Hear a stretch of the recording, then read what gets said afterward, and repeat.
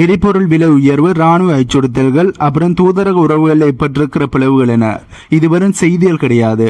நாளைக்கு நம்ம வாழ்க்கையில என்ன தாக்கத்தை ஏற்படுத்த போகுது என்பதோட பிரதிபலிப்பு. ஈரான் இப்ப ஒரு முடிவோடு தான் இருக்காங்க. எங்களுக்கு எதிராக போட்ட தடைகளை நீ நீக்கு, இல்லைன்னா அதுக்கான நேரடியான விளைவுகளை நீ சந்தி என்கிற அளவுக்கு ஈரான் போயிட்டாங்க. அமெரிக்காவோட பிரசிடண்டாக இருக்கிற டொனால்ட் ட்ரம்ப் பிடிவாதம் ஒரு பக்கம், ஈரானோட ஆவேசம் இன்னும் ஒரு பக்கம். இந்த இரண்டு மாபெரும் சக்திகளுக்கு இடையில மிடில் ஈஸ்ட் ஆனது மாட்டுப்பட்டு இப்ப முழிச்சு கொண்டு இருக்கு. இப்படி இருக்கையில ஈரான் தரப்புல இருந்து அமெரிக்காவை கடுமையான வார்த்தைகளாலும் விமர்சனம் செஞ்சிருக்கிறார்கள். அதுவும் எங்க வச்சு? ரஷ்யாவில் வச்சு விமர்சனம் செய்திருக்கிறார்கள். அப்படி என்ன விமர்சனம் செஞ்சார்கள்? அண்ட் இப்ப மிடில் ஈஸ்ட்ல கரண்டா என்ன நடந்துட்டு இருக்கு, இப்ப தற்சமயம் என்ன நடக்குது என்பதை பற்றியும் இந்த வீடியோவை நாங்க தெளிவாக பார்க்க போறோம். வீடியோக்குள்ள போறதுக்கு முன்னே நம்ம சேனலை சப்ஸ்கிரைப் பண்ணி பக்கத்துக்கு பெல் ஐக்கானை கிளிக் பண்ணி வைங்க. அப்பதான் நான் போடக்கூடிய வீடியோஸை நீங்க உடனுக்குடன் பார்க்க முடியும். வாங்க இப்ப வீடியோக்குள்ள போலாம். முதல்ல ஸ்டேட் ஆஃப் காமர்ஸ் பகுதியை பற்றி பார்ப்போம். இந்த பகுதி எந்த அளவு முக்கியம் என்பது உங்களுக்கு தெரியும். இப்படி இருக்கையில இங்க அடிக்கடி சண்டைகள், அதாவது அடிக்கடி தாக்குதல்கள், இப்ப அடிக்கடி தாக்குதல்கள் நடக்குது. ஏன் இப்படி அடிக்கடி தாக்குதல்கள் வருது என்று பார்த்தா, ஈரான் இந்த ஸ்டேட் ஆஃப் காமர்ஸ் பகுதியை தங்களுடைய கட்டுப்பாட்டுக்கு வச்சிருக்காங்க. பட் இது அமெரிக்காவுக்கு பிடிக்கல. அமெரிக்கா எப்படியாவது இந்த பாதையை தங்களுடைய கட்டுப்பாட்டுக்கு எடுத்து இதன் வழியா போக்குவரத்து நடக்கணும். அதாவது சர்வதேச கப்பல்கள், வேற நாடுகளோட கப்பல்கள் எந்த ஒரு பணத்தையும் செலுத்தாமல் ஈரானுக்கு அடிபணியாமல் கப்பல்கள் போட்டு வரணும் என்றதுக்காண்டி அமெரிக்கா தாக்குதல்கள் நடத்துகிறார்கள். அதாவது ஈரானுக்கு எதிரான தாக்குதலையும் பிரஷரையும் கொடுக்குறாங்க. ஆனா இந்த ஈரான் அமெரிக்கா போரானதை ஆரம்பிக்கிறதுக்கு முன்னா இந்த பகுதி ஓப்பனா தான் இருந்தது. யாருமே வரி செலுத்தாமல், அதாவது காசு கட்டாம தான் ஃப்ரீயாக போட்டு வந்தாங்க. ஆனா அமெரிக்கா இப்ப ஈரானுக்கு எதிரான தாக்குதலை நடத்தினாங்களோ அதுக்கப்புறம் தான் இந்த ஸ்டேட் ஆஃப் காமர்ஸ் பகுதி வழியா போகணுமெண்டா ஈரானுக்கு காசு கொடுக்கணுமென்ற ஒரு முடிவானது எடுக்கப்பட்டது. ஆகவே அமெரிக்கா தேவையில்லாமல் ஈரான் மீது வச்சதுதான் இப்படியான விளைவுகள் ஏற்பட்டதுக்கு முக்கியமான காரணமா இருக்கு. இப்படி இருக்கிற மறுபடியும் இதனை ஓப்பன் பண்றதுக்காண்டி அமெரிக்கா முக்கிக்கிட்டு இருக்காங்க என்பதுதான் உண்மை. பட் அமெரிக்காவில் இதனை சாதிக்க முடியல. அமெரிக்கா ஒவ்வொரு தடவையுமே ஈரானுக்கு எதிரான தாக்குதலை நடத்தும் போதும் ஈரான் பயங்கரமான பதிலடியை கொடுக்கிற ஒவ்வொரு முறையும் அமெரிக்காவோட முயற்சிகள் அங்க தோல்வி அடைந்து கொண்டுதான் இருக்கு. இப்படி இருக்கிற இந்த ஸ்டேட் ஆஃப் காமர்ஸ் பகுதி இப்ப மூடி இருக்கிற கச்சா எண்ணெயோட விலை திடீரென்று 2% ஏறி இருக்கு. இதற்கு பின்னாடி ஈரானோட லாஜிக் என்னன்னா, எங்க நாட்டு மேல நீங்க கை வச்சா நாங்க உங்க எனர்ஜி சப்ளையை நிறுத்துவோம்னு இப்ப பயங்கரமான ஒரு மிரட்டலை கொடுத்திருக்கிறார்கள். அமெரிக்கா தரப்புல இருந்து என்ன சொல்றாங்கன்னா, நாங்க சுதந்திரமான கடல் போக்குவரத்தை உறுதி செய்வோம்னு சொல்றாங்க. ஆனா நிஜத்துல அங்க என்ன நடக்குது என்பது $1 மில்லியன் கேள்வியா இருக்கு.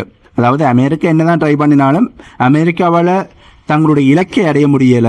ஸ்டேட் ஆஃப் காமர்ஸ் பகுதியை ஈரானோட கட்டுப்பாட்டுக்கு இருந்து மீட்க முடியல என்பதுதான் உண்மை. சரி, இப்ப இந்த வீடியோல பார்க்க வந்த மெயினான விஷயத்தை பார்ப்போம்.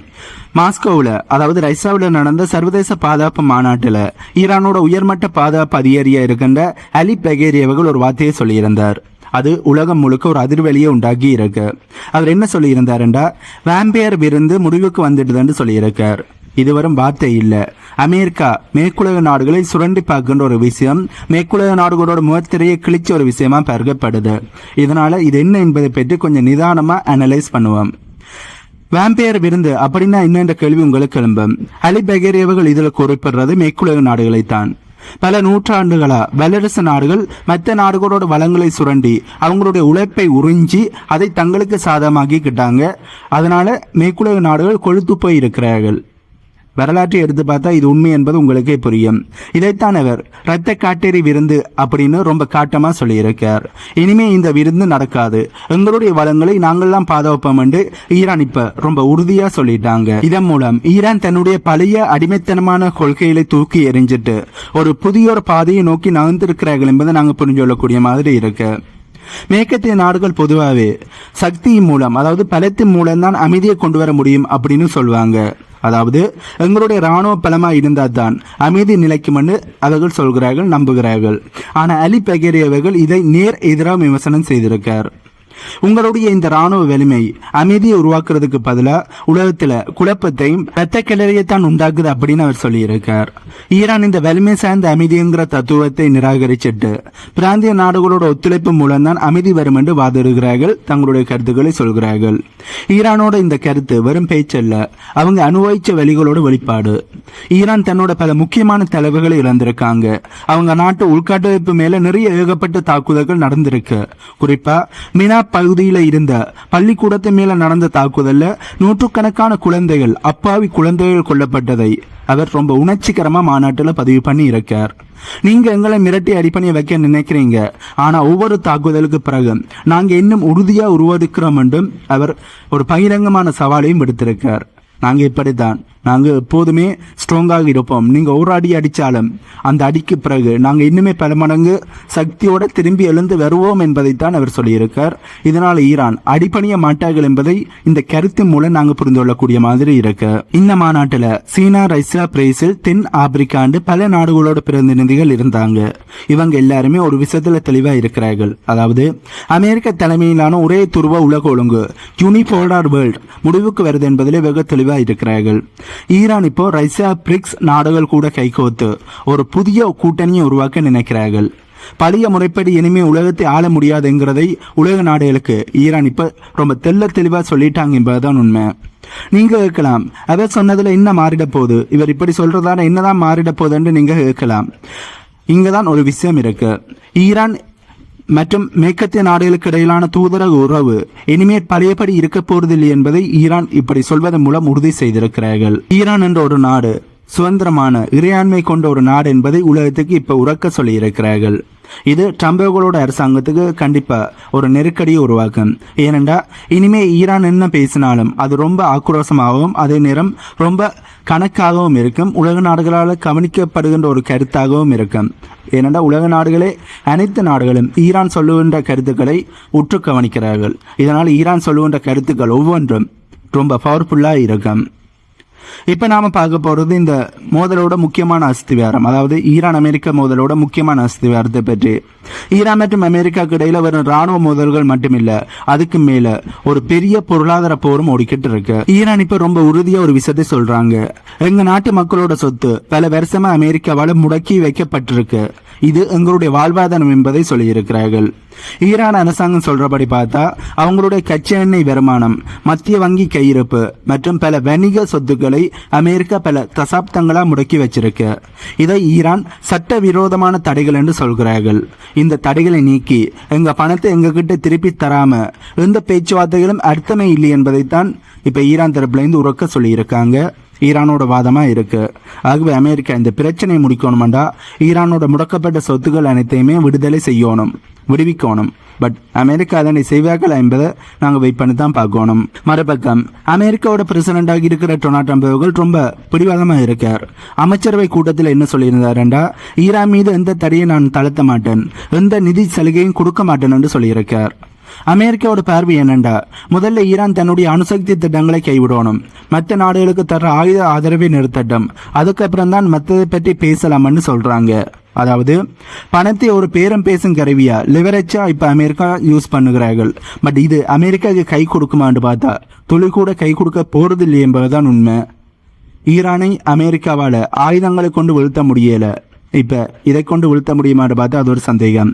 இதற்கு நடுவில் பாகிஸ்தான் மாதிரியான நாடுகள் மத்தியஸ்தம் பண்ணி இதோட தற்காலிக உடன்படிக்கைக்கு வழிவகுக்கலாம் என்று ட்ரை பண்றாங்க. ஆனா இரண்டு பக்கம் இருக்கிற பிடிவாதம் அந்த முயற்சியை தடுத்து நிறுத்தி கொண்டு இருக்கு. ஈரான் தரப்புல இருந்து என்ன சொல்றாங்கன்னா, அமெரிக்கா யதார்த்தத்தை உணராம பேசுகிறார்கள். தங்களை, அதாவது ஈரானை ராணுவ ரீதியாக வீழ்த்த முடியாததால இப்படி பொருளாதார நெருக்கடியை கொடுத்து வீழ்த்த பார்க்கிறார்கள் என்று ஈரான் தரப்புல இருந்து உண்மையை போட்டு உடைச்சிருக்கிறார்கள். இதுதான் உண்மையும் கூட. ஆனா இந்த பொருளாதார தடைகள் 40 வருஷமா ஈரானுக்கு எதிராக இருக்கு. இப்படி இருக்கையில இந்த பொருளாதார தடைகளை நீட்டிக்கிறதால அடிப்பணிவார்கள் பார்த்தா கண்டிப்பா அதனை ஈரான் செய்ய மாட்டார்கள். ராணுவத்தை பார்த்து ஈரான் அடிப்பணியல, இப்படி இருக்கல பொருளாதார தடைகளை பார்த்து ஈரான் அடிப்பணிவார்களான்னு பார்த்தா கண்டிப்பா இல்லை. இது ஈரானுக்கு இன்னுமே கோபத்தை தான் ஏற்படுத்தும். ஈரான் இதனால ஸ்ட்ரைட் ஆஃப் ஹோர்முஸ் பகுதி வழியா போற கப்பல்களுக்கான கட்டணத்தை இன்னுமே அதிகரிப்பார்கள். உதாரணத்துக்கு 1 மில்லியனாக இருந்தால் அதனை 2 மில்லியன் 3 மில்லியன் என்று அதிகரிப்பார்கள். இதன் மூலம் ஈரானுக்கு அதிக வருமானம் வரும். தங்களுடைய பொருளாதாரத்தை இதன் மூலம் பாதுகாக்க முடியும்.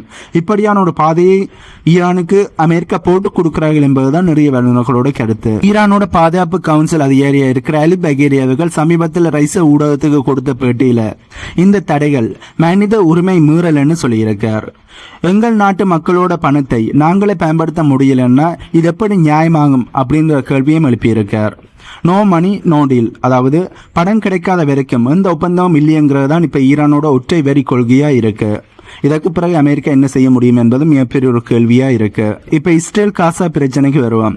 இஸ்ரேல் தாக்குதலை நடத்துற, அதாவது காசாக்கு எதிராக தாக்குதலை நடத்துற ஒவ்வொரு முறையும் ஈரான் கொதிச்சு போறாங்க.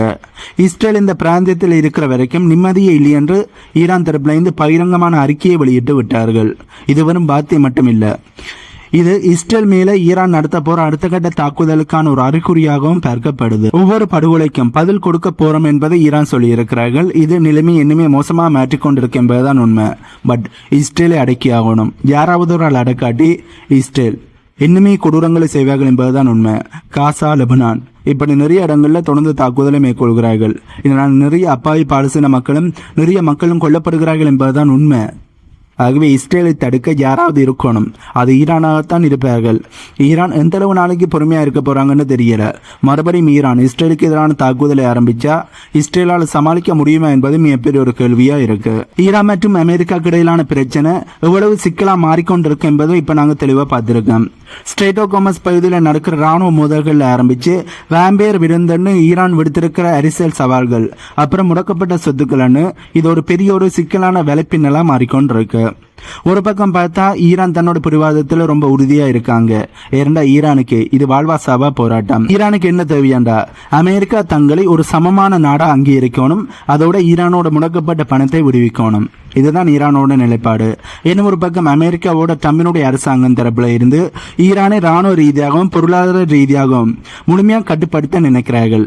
இந்த இரண்டு துருவங்களும் நேருக்கு நேர் மோதிக்கிட்டு இருக்கிறப்போ ஒரு தற்காலிக போர் நிறுத்தம் வர்றதுக்கு வாய்ப்பு இருந்தாலும் நிரந்தரமான போர் நிறுத்தம் வருமான்னு பார்த்தா அதுக்கான வாய்ப்புகள் இல்லை என்பதுதான் எனக்கு தோணுது. இப்ப இந்த உலகமானது ரொம்ப வேகமா மாறிக்கிட்டு இருக்கு. முன்னாடி மாதிரி ஒரு நாடு நினைச்சா எல்லாத்தையும் கண்ட்ரோல் பண்ணலாமேங்கிற காலம் இப்ப முடிஞ்சு ஒன்று இருக்கு.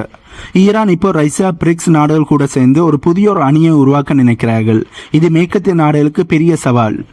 ஈரான் இஸ்ரேல் விவகாரம், ஈரான் அமெரிக்க மோதல்னு இது எல்லாமே எதிர்காலத்தில் உலகம் எப்படி இயங்க போகுது என்பதோட முன்னோட்டமாக தான் பார்க்கப்படுது. இறுதியா நான் உங்ககிட்ட கேட்க விரும்புகிற ஒரு கேள்வி இருக்கு. ஈரானோட இந்த ஆக்ரோஷமான அணுகுமுறை அவங்க நாட்டு மக்களோட உரிமைகளை காப்பாத்துமா இல்ல இது பிராந்தியத்துக்கு ஒரு பதட்டத்தை உருவாக்க போதா? உலகத்தையே பயமுறுத்துற ஒரு உத்தியா இது இருக்குமா? அமெரிக்கா இதற்கு அடிப்பணிவார்களா, ஈரானுக்கு அடிப்பணிவார்களா, அல்லது மறுபடியும் போரை ஆரம்பிப்பார்களா? இதை பற்றி உங்களுடைய கருத்துக்களை மறக்காம கீழே கமெண்ட்ல சொல்லுங்க. இந்த வீடியோவில் நான் சொன்ன தகவல்கள் உங்களுக்கு புதிதாக இருந்திருக்குமென்னு நம்புறேன். இந்த தகவல்கள் உங்களுக்கு புதிதாக இருந்தா இந்த வீடியோக்கு லைக் பண்ணி நம்ம சேனலை சப்ஸ்கிரைப் பண்ணி பக்கத்துக்கு பெல் ஐக்கானை கிளிக் பண்ணி வைங்க. அப்பதான் நான் போடக்கூடிய வீடியோஸை நீங்க உடனுக்குடன் பார்க்க முடியும். இன்னும் ஒரு புதிதான தகவல்கள் உள்ளடங்கிய புதிய வீடியோவில் உங்களை நான் மீட் பண்றேன்.